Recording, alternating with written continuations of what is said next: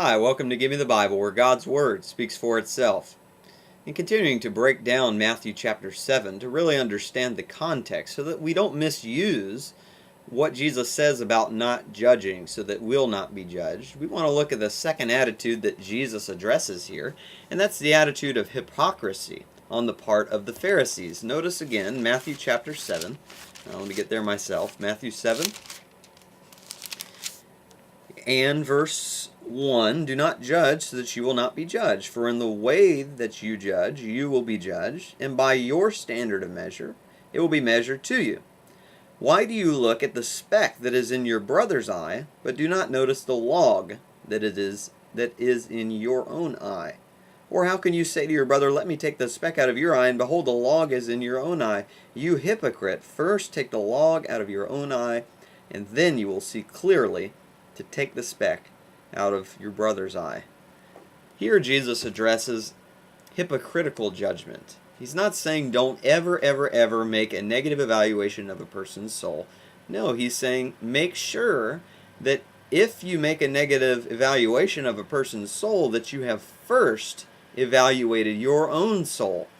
It'd be like if I was an alcoholic and I just, was drinking alcohol and getting drunk every single weekend, day in and day out, and I was still claiming to be a Christian, and then I discovered that a friend of mine, well, he had a problem with pornography, and so I just attack him. I just go after him, and say, I can't believe you're addicted to pornography. You need to stop that immediately, or you're going to hell. And God says pornography's wrong. And I start busting out the Bible and breaking down scriptures, and I'm telling him, hey, you better fix yourself up, pal, or you're in big trouble.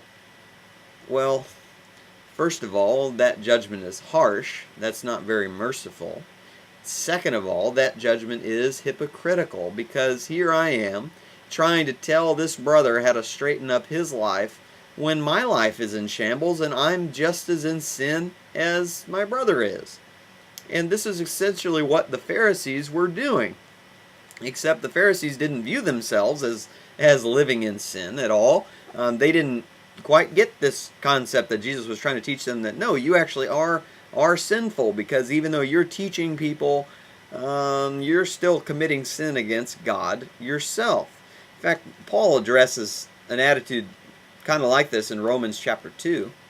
Romans chapter 2, notice what he says in verse 17, because he's talking to the Jews who take pride in the law of Moses, and they're all on board about, teaching the law because, hey, if we keep the law of Moses, we'll be saved and we'll be in heaven.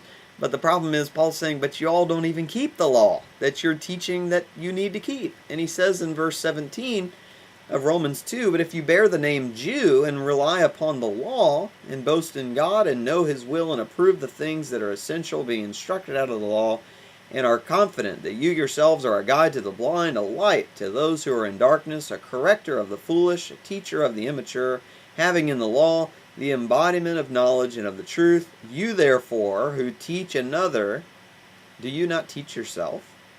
You who preach that one shall not steal, do you steal? You who say that one should not commit adultery, do you commit adultery? You who abhor idols, do you rob temples? You who boast in the law, through your breaking the law, do you dishonor God?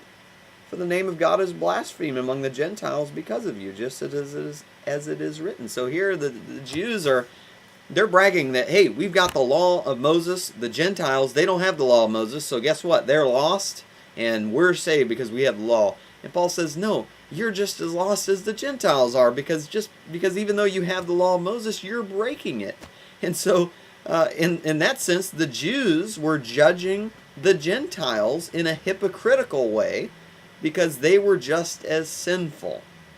And this is exactly what Jesus is warning us about, is a hypocritical type of judgment. It's not that, oh, well, if I have ever sinned in my life, then I can't ever say anything to somebody about their sin. No. But it is a matter of self-examination, and make sure that if you're going to talk to somebody about trying to help them live right for the Lord, that you're not just living a double life, and you're not just making a mockery of Jesus in your own private life. This is what we always have to keep in mind before we ever try to talk to someone else to help them follow the Lord. I hope that that's clear and helpful, and Lord willing, I'll see you next time.